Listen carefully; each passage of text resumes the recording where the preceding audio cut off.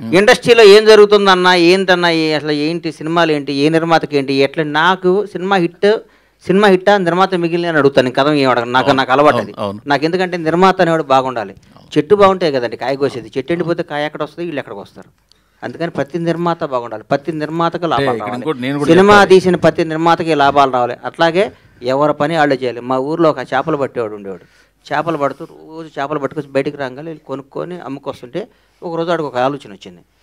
నేను పట్టుకొని నీళ్ళల్లో పొద్దున్న గోచి కట్టుకొస్తే వీడు అమ్ముకుంటున్నాడు వీడు అందుకని ఈడే పట్టుకొని వచ్చి గోసి తీసి ప్యాంటు షర్ట్ వేసుకొని మళ్ళీ షాద్నగర్ మార్కెట్కి వచ్చి అమ్ముకొని పోయాడు 2 రోజులు 4 రోజులు అయింది 5వ రోజు వాడితో పాటు 10 మంది పడుతున్నారు చేపలు అందుకని టెక్నీషియన్లకి డైరెక్టర్లు అందరికీ చెప్తున్నాను మీరు సినిమాలో తీయండి ప్రొడక్షన్లో మేము చేస్తాం మీరు చేసిన ఇంకో డైరెక్టర్ వస్తాడు ఇది టాలెంట్ ఇది ఆస్తి కాదు ఇది ఎవడు బ్రెయిన్ అటు సుజిత్ అనేవాడు సినిమా చూశాడు ఇలా ఓజీ చూస్తుంటే వణుకు వస్తుంది నాకు సినిమా చూశాడు అట్లాంటి సుజితులు 10 మంది వస్తారు ఇక్కడ ఎవరు రావచ్చు హరీష్ శంకర్ అనేవాడు ఒక మామూలు సామాన్యమైన మధ్యతరగతి ఒక అద్భుతమైన ఒక బ్రాహ్మణ కుటుంబంలో పుట్టిన ఒక కుర్రాడు వచ్చి గబ్బర్ సింగ్ సినిమా తీసా అంటే ఇది ఏం టాలెంట్ ఎవరబ్బాయి ఇలా దాసనాడు రావా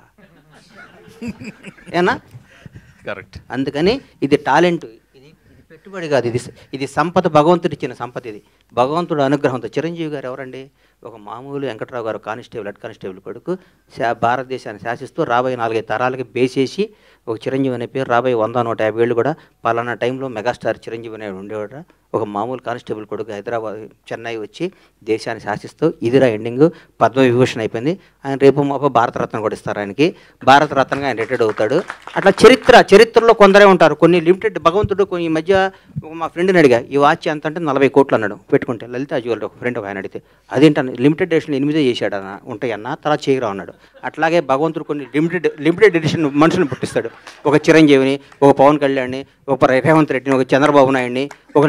నరేంద్ర మోడీని ఇట్లాంటి లిమిటెడ్ ఎడిషన్ కొందరు 130 కోట్ల మంది ఈ భారతదేశంలో కొందరు లిమిటెడ్ ఎడిషన్ కొన్ని పీసులు ఉంటాయి ఆ పీసులు మనం గౌరవించాలి పూజించాలి ప్రేమించాలి కానీ ఆన్లైన్ మనలాగా అనుకుంటే మన అంత ఎవరు అంటారు థ్యాంక్ యూ గణేష్ గారు బాయ్ అన్న గణేష్ గారు సారీ అన్న